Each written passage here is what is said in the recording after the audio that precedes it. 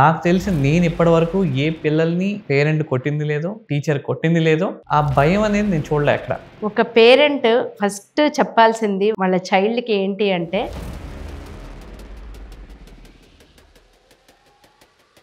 మీరు చూస్తే డిఫరెన్స్ అండి కిడ్స్లో పెరిగే విధానం. ఇప్పుడు ఉన్న జనరేషన్కి అన్నిటికంటే ఎక్కువ ప్రాబ్లం అయితే డ్రగ్సే. ఒక టీనేజ్కి వచ్చిన పిల్లలు మన ఎదురుగుండా కాకుండా దూరంగా వెళ్ళి మాట్లాడుతున్నారు అంటే, ఇప్పుడు అందరి ఇంటెలెక్చువల్ కెపాసిటీ ఒకే రకంగా ఉండదు కదా.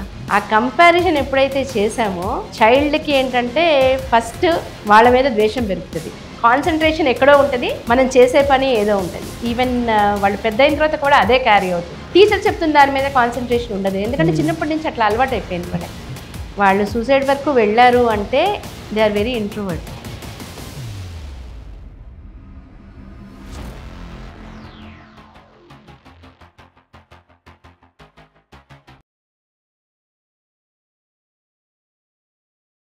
So thank you so much for coming. Almost ఈ షో మీకు ఈ ఎపిసోడ్ పర్టికులర్గా నేను మీకు చెప్పాను. Actually this is exclusively for mother's day. So ఎందుకు మేము స్పెసిఫిక్గా మిమ్మల్ని ఎందుకు అనుకున్నాం అంటే, యాక్చువల్లీ మీరు రెండు పర్స్పెక్టివ్స్ ఇందా నేను చెప్పినట్టు రెండు పర్స్పెక్టివ్స్ మీరు తీసుకొని రాగలరు. ఒకటి మదర్ పర్స్పెక్టివ్, ఇంకోటి టీచర్ పర్స్పెక్టివ్. ఆల్మోస్ట్ కిడ్స్ అందరూ వాళ్ళ మదర్ని చూసే హోమ్లో ఫాదర్తో తక్కువ టైం స్పెండ్ చేస్తారు కాబట్టి మదర్స్ని చూసే చాలా మంది పెరుగుతూ ఉంటారు కదా. మదర్స్ యాక్షన్స్ బట్టే చాలామంది పిల్లలకి వాళ్ళు పెరిగిన తర్వాత వాళ్ళు ఆలోచించే విధానం అలా మారుతున్నారు. అంటే మీరు అన్నట్టుగా అట్లా మదర్తోనే అని కాదు, మదర్ ఫాదర్ ఇద్దరిది రోల్ ఉంటుందండి. ఓకే, అట్లా we cannot say that they are only imitating the mother. ఫాదర్ని కూడా ఇమిటేట్ చేసే వాళ్ళు చాలా మంది ఉంటారు. డెఫినెట్గా ఇంట్లో ఉన్న వాతావరణం చైల్డ్ గ్రోత్ మీద చాలా ఎఫెక్ట్ ఇస్తుంది. సమ్ టైమ్స్ ఏదన్నా విషయంలో if the parents are not like ఒకళ్ళు ఒకటి ఇంకొకరిది ఇంకొక నిర్ణయం అయినప్పుడు it is better not to discuss in front of the child. ఇంకొకటి ఏంటంటే ఇప్పుడున్న సిచ్యువేషన్లో లైక్ టీచర్స్ కొంతమంది మీరు అన్నట్టుగా దెబ్బ కొడితేనే వింటారు అని కొట్టేవాళ్ళు ఉన్నారు. అలా కొట్టినప్పుడు దాన్ని పేరెంట్స్ తీసుకునే విధానం చాలా రకాలుగా ఉంటుంది. కొంతమంది చాలా వైల్డ్గా రియాక్ట్ అవుతారు, వచ్చి అసలు మీరు ఎట్లా కొడతారు మా పిల్లల్ని అది ఇది అని చైల్డ్ ముందే మాట్లాడేస్తారు. అలా మాట్లాడటం మూలంగా చైల్డ్ చాలా లాస్ అవుతాడు. Because they will always feel that ఇంకా నేనేం చేసినా నాకు వెనకాల మా నాన్న అమ్మ ఉన్నారు కాబట్టి నేనేం తప్పు చేసినా పర్వాలేదు, నన్ను వాళ్ళు సపోర్ట్ చేస్తారు అనే విధానంగా వెళ్ళిపోతారు. And at the same time చైల్డ్కి కూడా మనం చెప్పుకోవాలి, నేను నీకు నేర్పించే విధానం వేరు, మీ టీచర్ నీకు నేర్పించే విధానం వేరు. నేను నీకు నేర్పించేటప్పుడు 1కి 10 సార్లు అది చేయొద్దు అని చెప్తాను, లేకపోతే గట్టిగా మాట్లాడతాను. కానీ మీ టీచర్ నేర్పించే విధానంలో కొడుతున్నారు అంతే.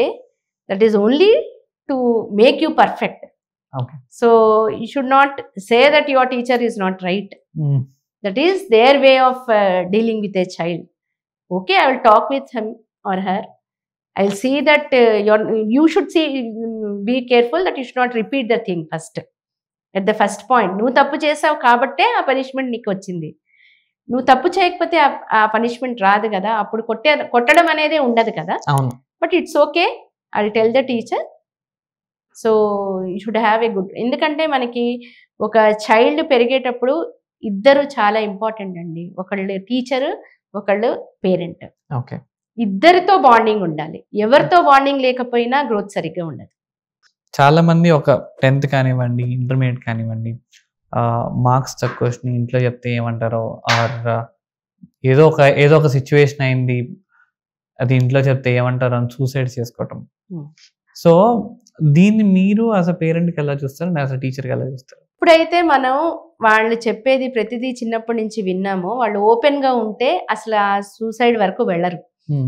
వాళ్ళు సూసైడ్ వరకు వెళ్ళారు అంటే they are very introvert. They are not telling everything to the parent. First thing, ఆ ఇంట్రోవర్ట్ అనేది అసలు మనం పిల్లలకి అలవాటు చేయకూడదు. వాళ్ళు ప్రతిదీ ఎక్స్ప్రెసివ్గా, ప్రతిదీ మనకి ధైర్యంగా చెప్పేటట్లు ఉండాలి. వాళ్ళు ఏదైనా పిల్లలు అన్న తర్వాత తప్పులు చేస్తారండి. వాళ్ళు కాకపోతే మనం చేస్తాం అంతే. అన్నీ తెలిసిన వాళ్ళు ఎవరు తప్పు చేయరు కదా.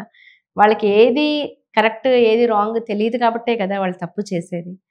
తప్పు చేసినప్పుడు it's okay, you have realise that what you have done is wrong, that is good, don't repeat it, I'm there అని మనం అట్లాంటి విషయాల్లో ఏంటంటే వాళ్ళు కరెక్షన్ చేసి సపోర్టివ్గా ఉండాలి.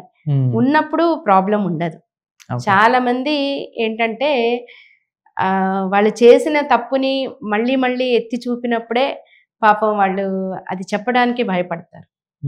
లైక్ ఇప్పుడు 10th క్లాస్ కంపారిజన్ ఒకటి, ఎప్పుడు కూడా మనం పక్కన పిల్లలతో కంపారిజన్ చేయకూడదు మన పిల్లలు. ఆ కంపారిజన్ ఎప్పుడైతే చేసామో చైల్డ్కి ఏంటంటే ఫస్ట్ వాళ్ళ మీద ద్వేషం పెరుగుతుంది. ఇప్పుడు అందరి ఇంటెలెక్చువల్ కెపాసిటీ ఒకే రకంగా ఉండదు కదా. కొంతమంది ఇంటెలెక్చువల్ కెపాసిటీ బాగుంటుంది, కొంతమందికి అండర్స్టాండింగ్ కెపాసిటీ అంత బాగా ఉండకపోవచ్చు.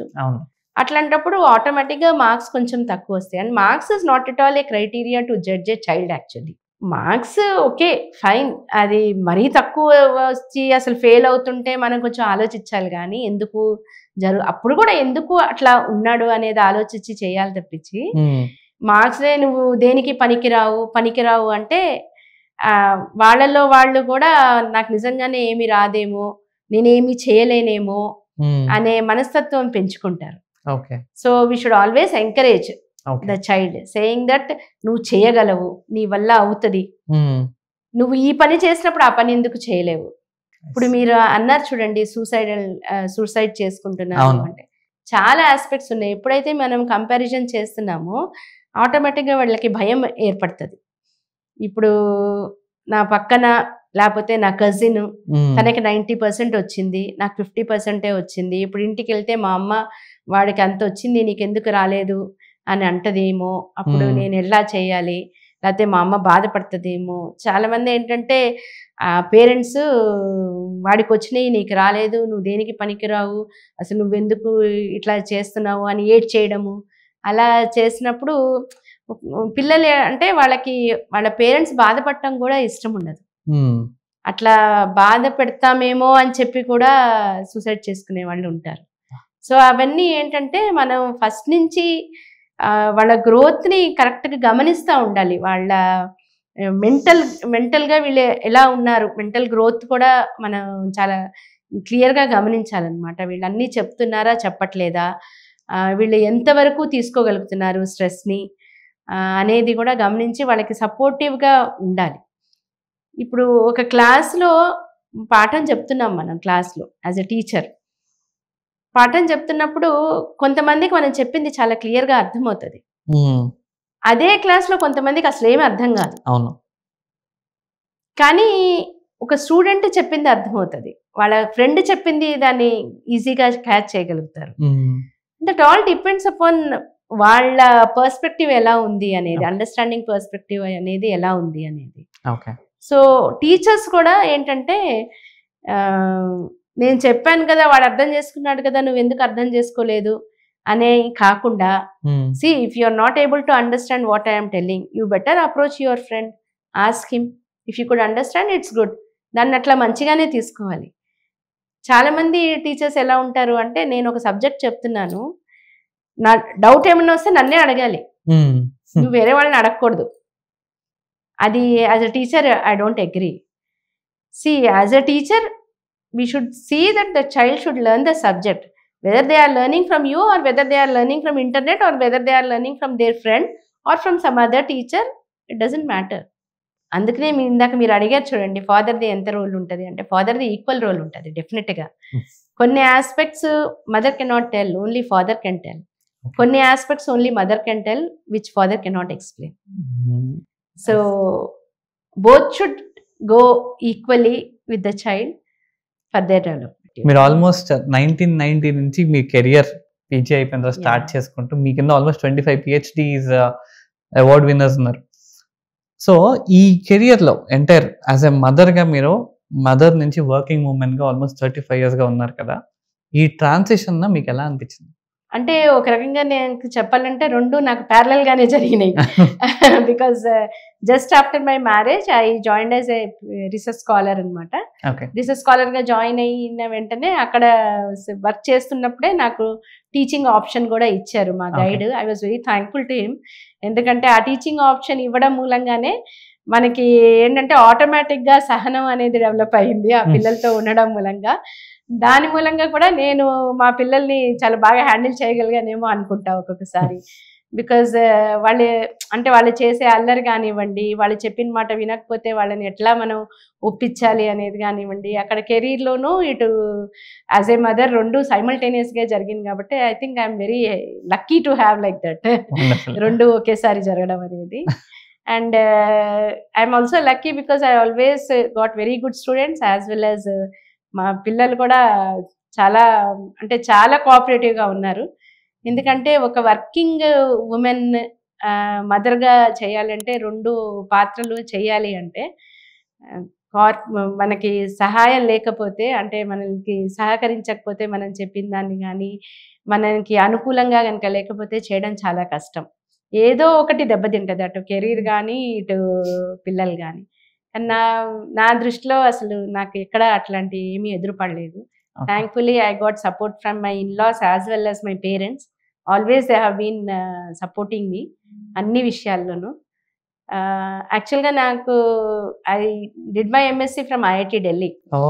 అండ్ నాకు అప్పుడు chance actually I could have got chance for doing my PhD in IITs or in ఐఎస్సీస్ ఎవ్రీవేర్. బట్ మ్యారేజ్ అవడం మూలంగా నాకు ఇంకొక ఆప్షన్ లేదు, ఏఎన్యూలోనే చేయాలి ఆచార్య నాగార్జున యూనివర్సిటీలో. బట్ స్టిల్ ఏంటంటే అన్నీ ఫస్ట్ యాజ్ ఎ గర్ల్ ఎవరైనా సరే ఫస్ట్ తెలుసుకోవాల్సింది ఏంటంటే ఎక్కడైనా సరే కాంప్రమైజ్ అవ్వడం అనేది చాలా అవసరం. Unless you compromise you cannot enjoy your life.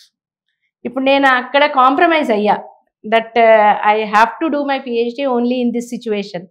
అంతేగాని నేను అన్నీ వదిలేసుకుని నాకున్న దీనికి నేను వెళ్ళిపోయి ఎక్కడో వెళ్ళి పిహెచ్డి చేస్తే I could have lost my married life as well as నా ఫ్యామిలీని నేను లూజ్ అయ్యేదాన్ని. సో రెండింటినీ మనం చేయాలి అంటే కాంప్రమైజేషన్ అనేది ప్రతి చోట మనకు అవసరం. అలా అని ప్రతిదీ కాంప్రమైజ్ అవ్వమని నేను అనను. అంటే కొంతవరకు మనం కాంప్రమైజ్ అవ్వాలి, ఆ కాంప్రమైజేషన్లోనే సాటిస్ఫాక్షన్ ఎత్తుక్కోవాలి అనేది నా. ఒక మదర్ అయిన తర్వాత మీ లైఫ్లో జరిగిన చేంజెస్ ఏమైనా ఉన్నాయి? మదర్ అయిన తర్వాత ఎవరి లైఫ్లో అయినా చేంజెస్ ఉంటాయి డెఫినెట్గా. కొన్ని విషయాలు ఇప్పుడు నేను మదర్ అయ్యాను, మా బాబుని almost 3 years he is away from me. మా పేరెంట్స్ పెంచారు. సో ఇప్పటికి కూడా నేను చాలా ఫీల్ అవుతాను. అది I could not see that golden age of my son అనేది చాలా ఫీలింగ్ ఉంటుంది నాకు. అంటే వాడు ఎలా పెరిగాడు అనేది నేను చూడలేకపోయాను 3 years వరకు. వాడు ఫస్ట్ అడుగులు వేసింది కానీ, ఫస్ట్ మాట్లాడింది కానీ అవన్నీ ఐ మిస్డ్. బికాజ్ ఈ రోజుల్లో అంటే సరే వీడియో కాల్స్ ఉన్నాయి, ఎవరైనా దూరంగా ఉన్నా దగ్గరగా ఉన్నట్టుగానే ఉంటుంది. బట్ ఆ రోజుల్లో అవన్నీ లేవు కదా. So at the most you could call only on phones. So అవన్నీ మటుకు చాలా మిస్ అయ్యాను నేను మా బాబు విషయంలో. But at the same time ఎవరన్నా మన ఫ్రెండ్స్ వాళ్ళ పిల్లలు ఉంటే వాళ్ళలోనే చూసుకునేదాన్ని. మావాడు కూడా ఇదే ఏజ్ కదా, ఇట్లానే ఉంటాడు, ఇట్లాగే చేస్తుంటాడు అని. అది వర్కింగ్ వాళ్ళకి కొంచెం అది మటుకు ఉంటుంది, ఎట్లా అయినా కొంచెం మిస్ అవ్వడం అనేది ఉంటుంది. But those where the parents also are living in the same place, they are very lucky. నా విషయంలో అట్లా కాదు. బికాజ్ మా ఫాదర్ ఆ టైంలో నార్త్లో వర్క్ చేసేవాళ్ళు. సో వాళ్ళు అంత దూరం, చాలా దూరం మధ్యప్రదేశ్లో ఉండేవాళ్ళు. And at that time trains కూడా డైరెక్ట్ ట్రైన్స్ ఉండేవి కాదు. Almost it use to take 24 hours to reach that place. So ఫ్రీక్వెంట్గా వెళ్ళే ఛాన్స్ కూడా లేదు. And at the same time I was working as a research scholar. So ఇక్కడ కూడా అందులో కెమిస్ట్రీ అవ్వడం మూలంగా ఒక రియాక్షన్ పెడితే అది అయ్యే వరకు కదలటానికి కూడా ఉండదు. సో అట్లా చాలా మిస్ అయ్యాను మా బాబు విషయంలో. బట్ ఫార్చునేట్లీ మా అమ్మాయి విషయంలో మటుకు అంటే 6 years గ్యాప్ ఉంది మా పాపకిను మా బాబుకి. ఆ టైంకి మా ఫాదర్ వాళ్ళు రిటైర్ అయిపోయారు కాబట్టి I could convince them that నేను బాబు విషయంలో అసలు నేను దగ్గర పెట్టుకోలేకపోయాను కాబట్టి ఈసారి మటుకు మీరు నాతో ఉండాల్సిందే అని గట్టిగా అని, so I brought my parents with me. ఎందుకంటే మా ఇన్లాస్ కూడా working, so they can not handle. అందుకని ఆ టైంలో మా పేరెంట్స్ని పిలిచి దగ్గర పెట్టుకుని మా పాపని మటుకు చిన్నప్పటి నుంచి చూసాను. సో అప్పుడప్పుడు నాకు కూడా అనిపిస్తుంది నాకు, అందుకని నేను I think I'm more attached to my girl rather than my son. Okay. Mother ఒకవేళ వర్కింగ్ లోకి వెళ్ళాలి అంటే కంపల్సరీగా ఫ్యామిలీ సపోర్ట్ ఉండాలి కాబట్టి, మీరు ఒక మదర్ కనుక వర్కింగ్ లోకి వెళ్ళాలి అంటే కనుక ఫ్యామిలీ ఎంత సపోర్ట్ ఉండాలి మామూలుగా యూజువల్లీ? ఫ్యామిలీ సపోర్ట్ డెఫినెట్గా ఉండాలండి. కిడ్స్ సపోర్ట్, ఫ్యామిలీ సపోర్ట్ ఎంతవరకు ఉండాలి? ఎంతవరకు ఉండాలి అంటే ఇప్పుడు ఒక వర్కింగ్ అనుకోండి, వర్కింగ్ ప్లేస్లో కూడా మనకి అంతే రెస్పాన్సిబిలిటీ ఉంటుంది. We cannot leave the responsibility at the working place, but at the same time we have responsibility in the house also. Suppose ఒక చైల్డ్ మనం పెంచుతున్నాము, బాబున్నాడు, ఆ టైంలో తనకి బాగోలేదు, లేకపోతే హెల్త్ బాగోలేదు, ఆ టైంలో గబుక్కుని లీవ్ పెట్టేసి we cannot look after the child. ఒక్కొక్కసారి ఏమవుతుందంటే అక్కడ కూడా అదే టైంలో ఏదన్నా ఇంపార్టెంట్ వర్క్ ఉండొచ్చు, మన ప్రెజెన్స్ చాలా అవసరం అయ్యి ఉండొచ్చు. ఆ టైంలో రెండింటిని మేనేజ్ చేయడం అనేది it is impossible if nobody is there for support. So ఆ సపోర్ట్ డెఫినెట్గా ఉండాలి. And one more thing what I observed is, ఎప్పుడైనా సరే గ్రాండ్ పేరెంట్స్ దగ్గర పెరిగిన పిల్లలు కొంచెం డిఫరెంట్గానే ఉంటారు. డిఫరెంట్ ఇన్ ద సెన్స్ వాళ్ళకి ఇంకా ఏంటంటే మన కల్చర్ అనేది బాగా ఎక్కువ తెలుస్తుంది. బికాజ్ గ్రాండ్ పేరెంట్స్ అంటే వాళ్ళు ఇంకా ఎప్పుడు వాళ్ళకి ఏదో ఒకటి, ఇప్పుడు మా నాన్నగారు ఉండేవాళ్ళు అంటే మా నాన్నగారు బాబుకి చాలా విషయాలు చెప్తా ఉండేవాళ్ళు అనమాట. ఎప్పుడు పక్కన కూర్చుని స్టోరీస్ చెప్పడం కానీ అవన్నీ ఎక్కువ చెప్తా ఉండేవాళ్ళు కాబట్టి they use to be very attached to the grand parents. So నార్మల్గా ఇప్పుడు ఈ జనరేషన్ లో ఆబ్వియస్లీ గ్రాండ్ మదర్ తో గ్రాండ్ ఫాదర్ తో ఉన్న చాలా మంది రిలేషన్ ఉండదు కాబట్టి మీరు చూసే డిఫరెన్స్ అంటే కిడ్స్ లో పెరిగే విధానం మీరు అబ్జర్వ్ చేస్తారు? ఇప్పుడు కిడ్స్ పెరిగే విధానం అంటే ఇప్పుడు వాళ్ళంతా బాగా ఫాస్ట్ కిడ్స్ అయిపోయారు నిజంగా చెప్తే. కానీ చాలా విషయాలు ఇప్పుడు పేరెంటింగ్ చేసే వాళ్ళు మటుకు నేర్చుకోవాల్సిన అవసరం చాలా ఉందండి. లైక్ ఇప్పుడు మనం చూస్తున్నాము, వాళ్ళకి భోజనం పెట్టాలి అంటే ఎవరి సపోర్ట్ లేదు, జస్ట్ వాళ్ళ ముందు ఒక వీడియోనో లేకపోతే ఒక ఫోనో లేకపోతే ఒక ఇది టీవీ స్క్రీనో పెట్టేస్తున్నారు. పిల్లలు కూడా ఏంటంటే ఆ మొబైల్ చూస్తా లేదా టీవీ చూస్తా అసలు వాళ్ళు ఏం తింటున్నారో కూడా వాళ్ళకి తెలియదు. అంటే వాళ్ళు తింటున్నది కూడా వాళ్ళు ఆస్వాదించలేరు. అలా చేయడం మూలంగా హెల్త్ చాలా ఎఫెక్ట్ అవుతుంది.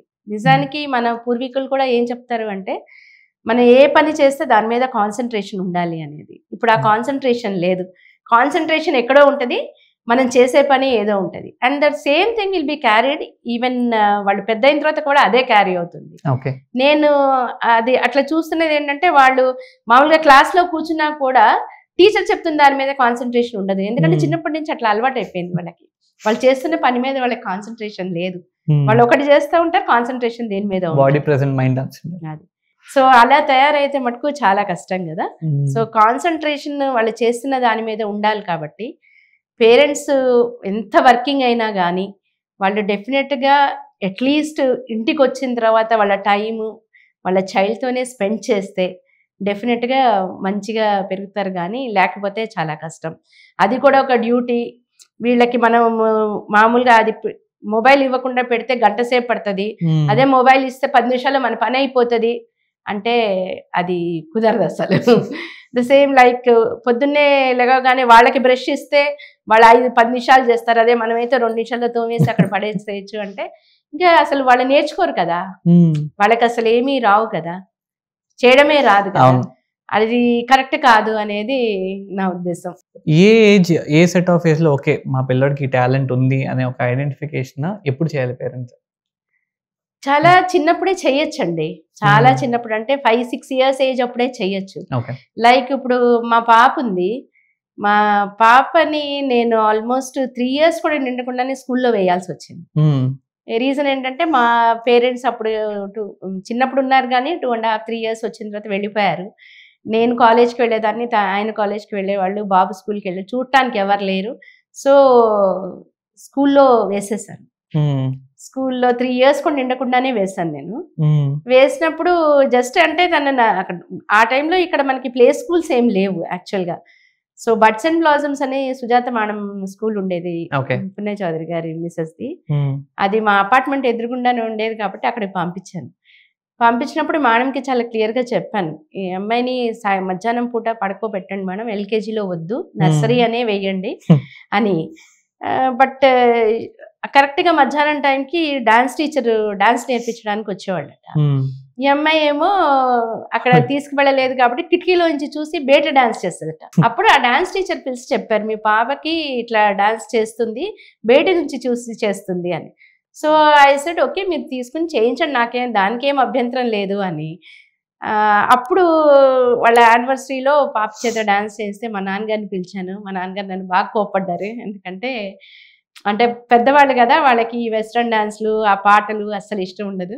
సో ఇప్పుడు నువ్వు అట్లా నేర్పిస్తే అది అట్లాగే తయారవుతుంది, నీకు తనకి డాన్స్ ఇంట్రెస్ట్, తనకి డాన్స్ నేర్పించాలి అంటే తీసుకెళ్లి క్లాసికల్ డాన్స్ లో జాయిన్ చెయ్యి అన్నారు.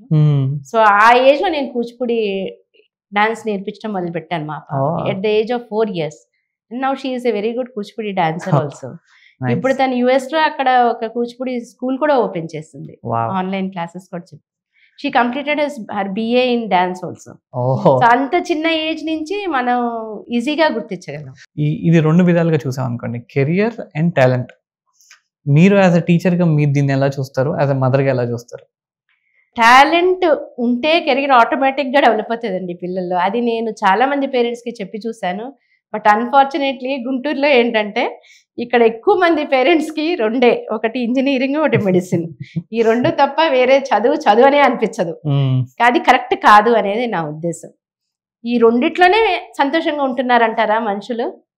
వేరే కెరీర్లో కూడా ఎంతమంది హ్యాపీగా లేరు, ఎంతమంది సింగింగ్లోకి వెళ్ళి మంచి కెరీర్ డెవలప్ చేసుకోలేదు, ఎంతమంది ఆర్టిస్టులు అవ్వలేదు, ఎంతమంది ఈవెన్ యాక్టింగ్లో ఎంతమంది పైకి రాలేదు.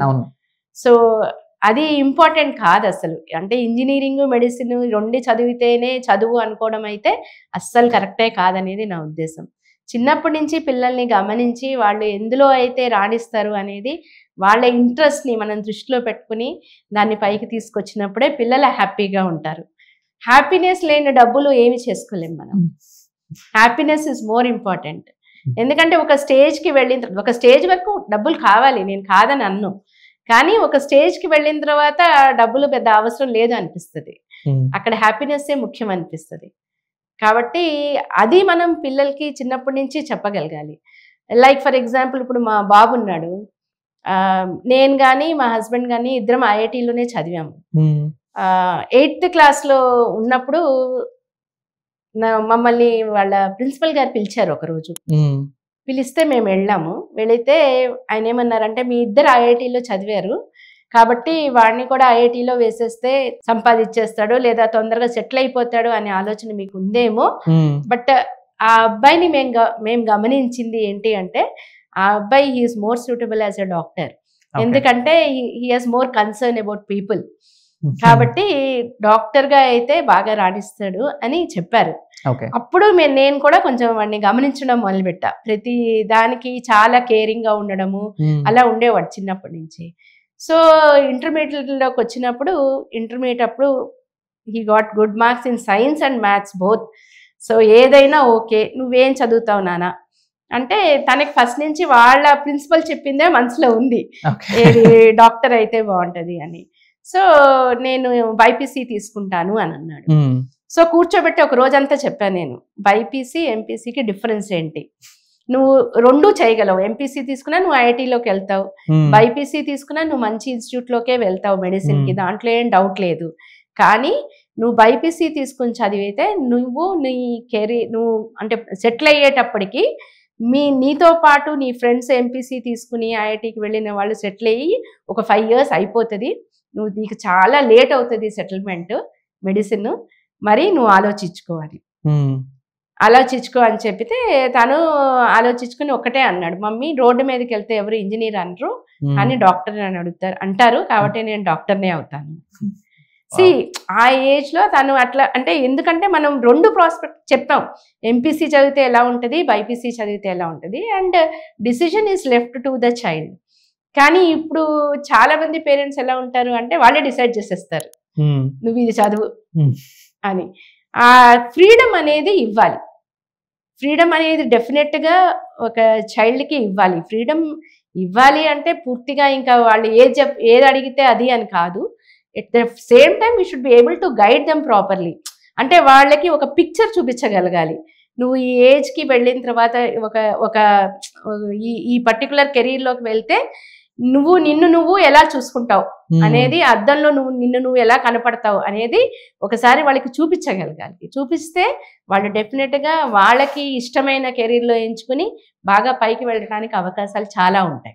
మీరు ఎంతో మంది థౌజండ్స్ ఆఫ్ స్టూడెంట్స్కి మీరు almost in the last 35 years మీరు టీచ్ చేశారు కదా. ఈ 35 yearsలో మీరు టీచ్ చేసిన ప్రాసెస్లో ఒక స్టూడెంట్ నా దగ్గరికి వచ్చి నాకు ఇలా చేయాలని లేదు, ఇలా చేయాలని ఉంది, మా పేరెంట్స్ వద్దంటున్నారు అన్నప్పుడు ఆ ఇన్స్టెన్సెస్ మీకు ఉంటాయి కదా? చాలా ఉంటాయండి, చాలా ఉంటాయి. ఆ టైంలో పేరెంట్స్ ని పిలిచి కన్విన్స్ చేయడానికి ట్రై చేస్తాను. అంటే మీరు అబ్జర్వ్ చేసిన ప్యాటర్న్ అండి, మదర్స్ లో కానీ ఫాదర్స్ లో కానీ? కొంతమంది మదర్స్ ఫాదర్స్ వింటారండి మనం చెప్పింది కూడా.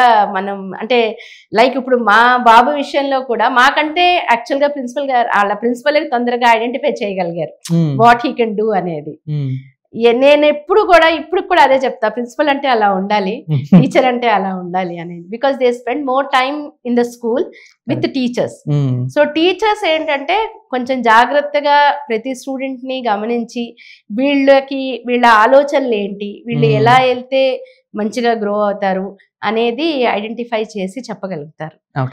వాళ్ళు చెప్పింది ఏంటంటే పేరెంట్స్ కూడా కొంచెం దృష్టిలో పెట్టుకుని ఆలోచించుకోవాలి, ఇది కరెక్టా కాదా అనేది. మా జనరేషన్ వరకు కాస్త వాల్యూస్ కానీ ఇవన్నీ చెప్తుంటే కనీసం కొట్టి చెప్పేవాళ్ళు. ఇప్పుడున్న లేటెస్ట్ మోడర్న్ పేరెంటింగ్లో నాకు తెలిసి నేను ఇప్పటి వరకు ఏ పిల్లల్ని పేరెంట్ కొట్టింది లేదో, టీచర్ కొట్టింది లేదో, ఆ భయం అనేది నేను చూడలే ఎక్కడ. సో ఈ ప్యాటర్న్ మదర్స్ వల్ల వస్తుందా లేకపోతే యూజువల్లీ సొసైటీ వల్ల వస్తుందా? కొట్టడం అనేది ఏమో, నేను కూడా మా పిల్లల్ని ఎప్పుడు కొట్టలేదు నిజానికి. నాకెందుకో పిల్లల్ని కొట్టడం అనేది అసలు ఇష్టం ఉండదు. కొట్టి మనం ఏమీ నేర్పించలేమనిపిస్తుంది. ఎందుకంటే కొట్టడం అనేది స్టార్ట్ చేస్తే వాళ్ళు ఒళ్ళు ఇచ్చేసి వదిలేస్తారు కొట్టుకోమని, అంతే తప్ప వినరు. అది కొట్టడం కరెక్ట్ కాదు. కాకపోతే వాళ్ళని సరైన దారిలో పెట్టాల్సిన అవసరం ఉంది. ఒకటి కాకపోతే 10 సార్లు చెప్పాలి. టీచర్కైనా మదర్కైనా పేషెన్స్ ఉండాలి అది చెప్పడానికి. ఎందుకు మనం ఏ పనైనా ఎందుకు చేయొద్దంటున్నాం అనేది వాళ్ళకి తెలియచెప్పాలి. ఇప్పుడు మనం చిన్నపిల్లల్ని తీసుకున్నాం అనుకోండి, అది కాలుతుంది దాని దగ్గరికి వెళ్ళొద్దు అంటే వాళ్ళు వినరు తొందరగా. ఇప్పుడు మీరు గమనించండి, వాళ్ళు ఏదైనా ఒక వస్తువు మనం పెట్టి దాని దగ్గరికి వెళ్ళొద్దు అంటే దాని దగ్గరికే వెళ్తారు. వాళ్ళు అది అనుభవించాలి, అనుభవిస్తే ఇంకోసారి చేయరు. దెబ్బ పడితే కానీ మాట విందాం. దెబ్బ కాదు, అనుభవించాలి అన్నాను నేను, దెబ్బ వేయమని నేను అన్నట్లా. తగిలితే గానీ అనుభవిస్తేనే వాళ్ళకి తెలుస్తుంది. సో కొన్ని వాళ్ళంతటా వాళ్ళు నేర్చుకుంటారు అట్లా అనుభవించి. కొన్ని అనుభవిస్తే వాళ్ళకి చాలా డేంజర్ కూడా. అట్లాంటివి మనం క్లియర్గా కొన్ని ఎగ్జాంపుల్స్ ఇచ్చి, ఇదిగో ఇలా చేయడం మూలంగా ఇలా అయ్యింది, సో నువ్వు కూడా అలా అయిపోతావు, ఇది చేయకూడదు అనేది చెప్పగలిగారు. ఇప్పుడు ఉన్న జనరేషన్కి అన్నిటికంటే ఎక్కువ ప్రాబ్లం అయితే డ్రగ్సే. అది బాగా ఎక్కువ అవుతుంది. మన స్టూడెంట్స్లో గమనిస్తే డ్రగ్స్ తీసుకోవడం అనేది మటుకు కొంచెం ఎక్కువగానే ఉంది. ఒక పేరెంట్ ఫస్ట్ చెప్పాల్సింది వాళ్ళ చైల్డ్కి ఏంటి అంటే ఓపెన్నెస్. మీరు ఏం చేస్తున్నా అది చెప్పాలి ఫస్ట్. అది చెప్పాలి అంటే అది చిన్నప్పటి నుంచి అలవాటు చేయాలి. స్కూల్కి వెళ్తున్నారు పిల్లలు, రాగానే వాళ్ళ స్కూల్లో ఏం జరిగింది, ఇవాళ ఫస్ట్ అవర్లో ఏం జరిగింది, సెకండ్ అవర్లో ఏం జరిగింది, థర్డ్ అవర్లో ఏం జరిగింది అనేది ఓపిక్గా వినాలి. వినకుండా చెప్పావులే రోజు చెప్పే కహానీయే కదా ఇది అన్నారనుకోండి, మెల్లమెల్లగా ఏమవుతుంది అంటే చెప్పడం మానేస్తారు పిల్లలు. ఎప్పుడైతే చెప్పడం మానేస్తారో వాళ్ళకి ఏది మంచి ఏది చెడు అనేది తెలియని ఏజ్లో వాళ్ళు చెడు వైపుకి వెళ్తున్నా, వాళ్ళు చెడు వైపుకి నువ్వు వెళ్తున్నావు అని మనకి చెప్పడానికి ఆస్కారం లేదు కదా. వాళ్ళు ఏం చేస్తున్నారో మనకి తెలియదు. కాబట్టి ప్రతి పేరెంట్ డెఫినెట్గా రోజు ఇంటికి వచ్చిన తర్వాత ఏం జరిగింది అనేది పూసగుచ్చినట్టుగా పిల్లలు చెప్పేటట్లుగా చేసుకుంటే మనం డెఫినెట్గా వాళ్ళని మంచి దారిలో పెట్టగలుగుతాం. అది చెప్పలేనప్పుడు మనం పెట్టలేము. ఒక టీనేజ్కి వచ్చిన పిల్లలు ఎవరైనా కానీ మన ఎదురుగుండా కాకుండా దూరంగా వెళ్ళి మాట్లాడుతున్నారు అంటే మనం డెఫినెట్గా వాళ్ళని పిలిచి అడగాలి, అంత రహస్యాలు ఏముంటాయి. బికాజ్ ఐఎమ్ ఏ పేరెంట్, నా దగ్గర నువ్వు రహస్యం పెట్టుకోవాల్సిన అవసరం ఏం లేదు, ఏదున్నా చెప్పు. If it is good it's fine, if not we will tell. నిజం రప్పించడం అనేది చాలా కష్టం. నేను మా స్టూడెంట్స్ దగ్గర కూడా చూస్తాను కదా, నిజాలు చెప్పరు, చాలా వరకు చెప్పరు. ఒక స్టూడెంట్ దగ్గర నుంచి ఒక నిజం ఒక్కొక్కసారి రాబట్టడానికి ఏం జరిగింది అనేది I spend almost 5-6 hours with a single student. ఎందుకంటే చెప్పరు వాళ్ళు. వాళ్ళకి మనం కాన్ఫిడెన్స్ ఇవ్వాలి, ఏమి జరగదు, నీకు నేను ఉన్నాను అని కాన్ఫిడెన్స్ ఇవ్వాలి. ఇస్తేనే చెప్తారు, లేకపోతే చెప్పరు. లైక్ ఒక్కొక్కసారి పిల్లలు క్లాసులు మానేసి కాలేజ్ మానేసి వెళ్ళిపోతారు. వెళ్ళిపోయిన తర్వాత మనం వాళ్ళని తీసుకొచ్చినప్పుడు ఏంటి, ఎందుకు వెళ్ళావు, ఎక్కడికి వెళ్ళావు అంటే చెప్పరు. వాళ్ళకి భయం ఏంటంటే ఇప్పుడు పేరెంట్కి చెప్పేస్తారేమో, పేరెంట్కి చెప్పేస్తే పేరెంట్ చదువు మానిపించేస్తారేమో, అది ఫస్ట్ భయం అక్కడ మొదలవుతుంది అనమాట వాళ్ళకి. So I always give them a confidence, చెప్పను, నేను మీ పేరెంట్కి చెప్పను, నీ చదువు పాడవనివ్వను. బికాస్ నేను ఈ పొజిషన్లో ఉన్నాను అంటే ఎవరికైనా చదువు అనేది చాలా ముఖ్యమని నాకు తెలిసినప్పుడు నీ చదువు పాడవుతుంది అన్నది నేను చెయ్యను కదా అని అట్లా కాన్ఫిడెన్స్ ఇచ్చి మెల్లగా అడిగితే గానీ చెప్పరు. అలా మనకి నిజం తెలిసిన రోజే మనం వాళ్ళని కరెక్ట్ దారిలో పెట్టగలం. నిజం తెలియకపోతే మనం వాళ్ళని దారిలో పెట్టలేము అసలు.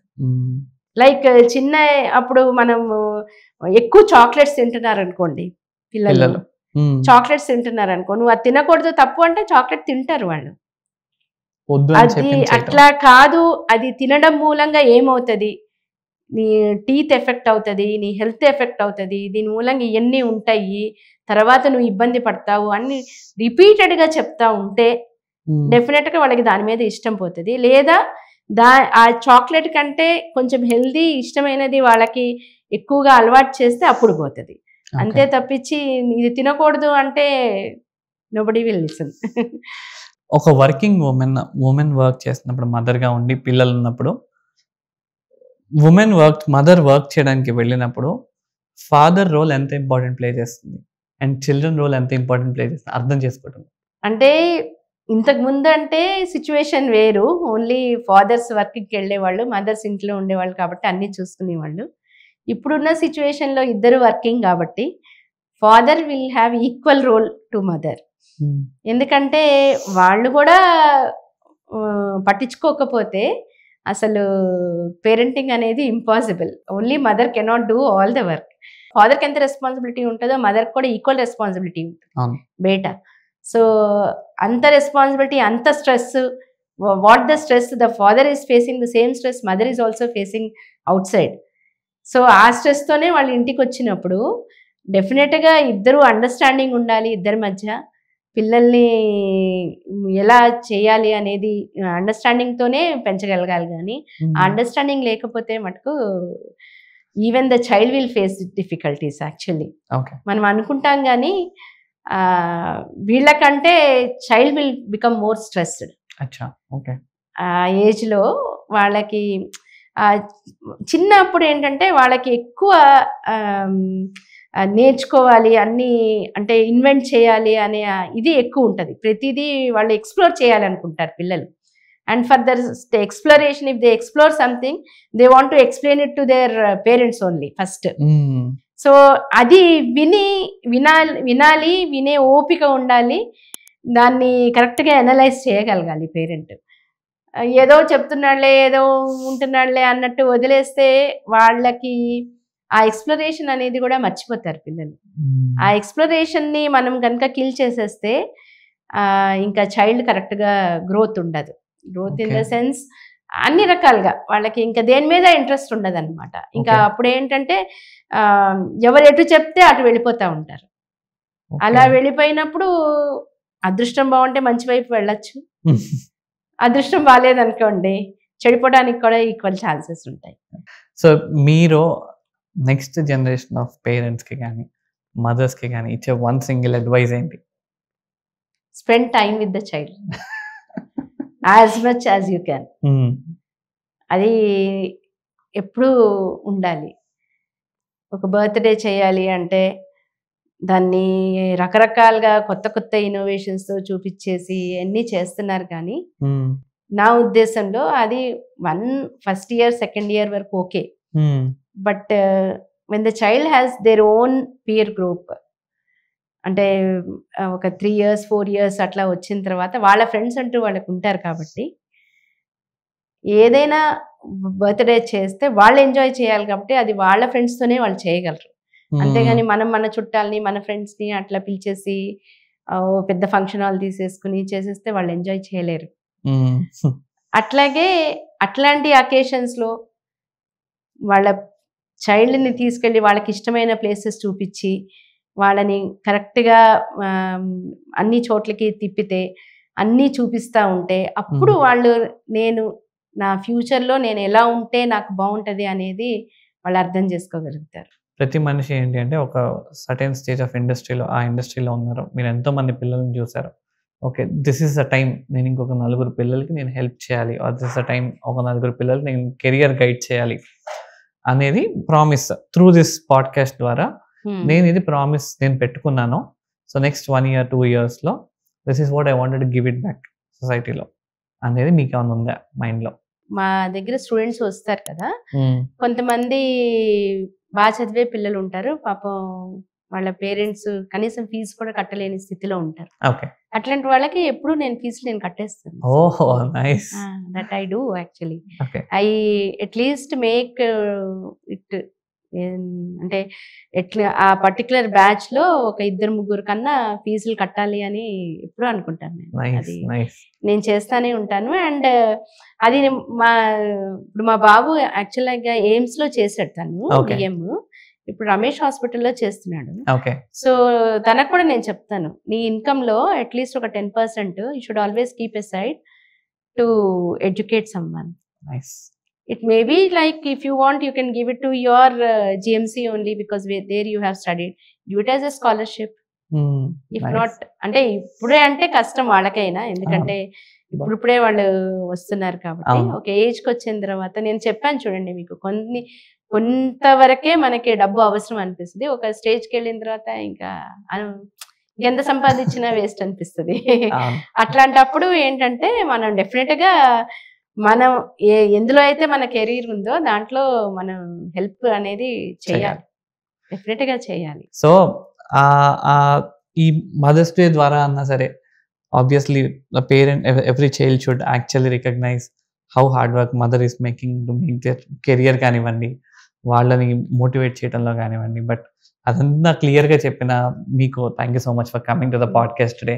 సో మిమ్మల్ని ఏమి ఇబ్బంది పెట్టలేదు అనుకుంటున్నాను, బట్ చాలా క్లియర్గా యాజ్ అ మదర్గా, యాజ్ అ టీచర్ మాత్రమే చెప్పగలరు కొన్ని.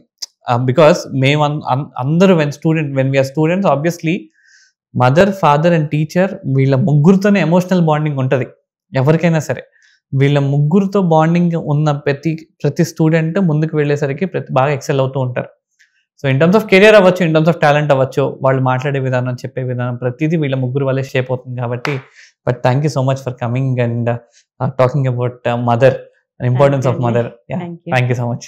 Thank you.